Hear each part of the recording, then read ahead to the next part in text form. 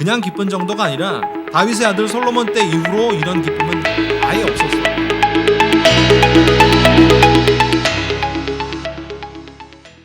개혁하기 위해서 제일 먼저 필요했던 게 뭐냐? 성결해야 된다라고 하는 거예요. 그냥 우리가 막 살았는데 이제는 구분이 되어져서 우리의 모든 회복은 성결에서부터 시작이 된다라고 이야기를 하는 겁니다. 그래서 오늘 성결하기 위해서 유월절이 회복될 것과 성전이 회복될 것을 동시에 같이 진행하는 히스기야의 어떤 개혁적 정신이 이 안에 보여지게 되는 것이죠. 히스기야가 성결하지 못한 자들을 위해 기도합니다. 하나님 사하옵소서, 용서해 주세요, 이렇게 기도를 합니다. 20절에 히스기야의 기도를 듣고 하나님이 고치셨다고 되어 있습니다. 백성들을 고치셨다. 그들을 성결케 바꾸셔서 하나님 받으셨다는 거예요. 21절에 보니까 예루살렘에 모인 이스라엘 자손이 크게 즐거워하여 7일 동안 무교절을 지켰고, 레위 사람들과 제사장들은 날마다 여호와를 칭송하며 큰 소리 나는 악기를 울려 하나님을 찬양했고 라고 되어 있습니다. 그러니까 하나님이 고치시고 이 사람들의 성결함이 작용을 한 거죠. 그래서 하나님 앞에 찬양하고 칭송하고 즐거움이 이제 막 생긴 거예요. 그리고 이와 같이 절기를 7일 동안에 무리가 먹고 또 거기서 화목제를 드리고 그 조상의 하나님의 감사를 한 거예요.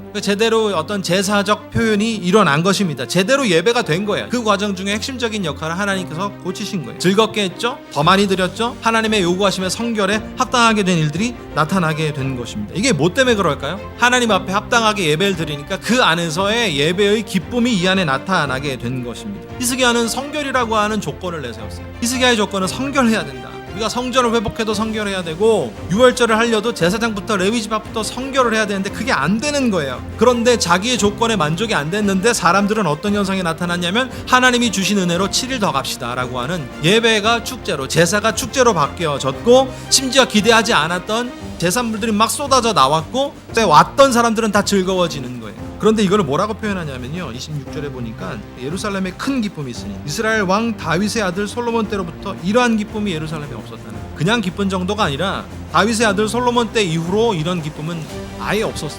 그런데 이 기쁨이 회복된 것이죠. 이거는 인간적인 기쁨이 아니라 하나님께서 고치시고 그 고치신 대로 성결하게 하나님 앞에 드려진 바 된 자들의 예배가 큰 기쁨으로 바뀌게 된 것입니다. 히스기야는 성결의 조건을 가졌습니다.